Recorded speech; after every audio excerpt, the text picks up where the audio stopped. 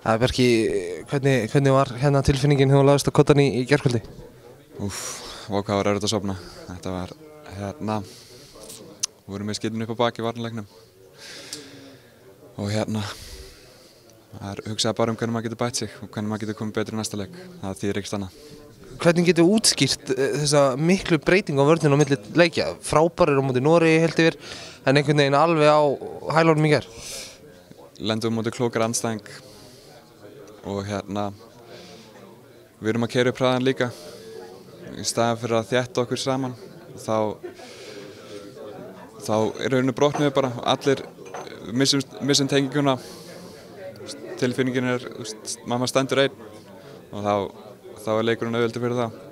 Og í staðinn fyrir að við náum að þétta okkur eitthvað saman, þá fellur þetta eins og spilaborg bara. Manni fannst líka þetta eru stóri strákar í hvítrússneska liðinu og svona, mann á tilfinningunni handbolti leit út eins og tennisbolti í lúkunum á sig. Er þetta að verjast þessum mönnum? Þetta eru bara venjulegir handboltamenn. Við erum með klóka menn inn á milli sem við lékum sér á okkur. Núna verður bara challenge hvernig við komum tilbaka og alvöru prófsteinn. Hvernig ert þú annars í bakinu? Fínn, engin ásökun. Og ætlar að kvitta fyrir leikinn á morgun gegn Króatíu?